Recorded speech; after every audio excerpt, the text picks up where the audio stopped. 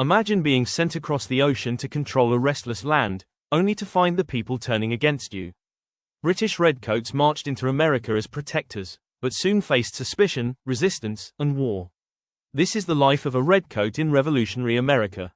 Welcome to Oliver's History Project, where you'll learn the exciting history within the novel, The Unlikely Life of Oliver Atkinson. In the 1760s and 1770s, British redcoats filled colonial cities, soldiers of the world's most powerful empire sent to enforce order. Most British soldiers were poor young men, often teenagers or in their early 20s, seeking pay, food, and survival.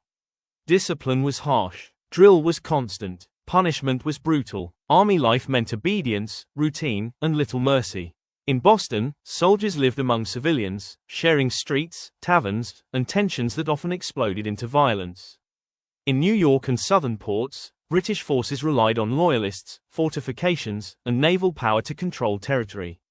The Royal Navy ruled the seas, blockading ports, transporting troops, and projecting imperial power. To colonists, redcoats were occupiers. To soldiers, Americans were unruly subjects. Mutual resentment grew daily.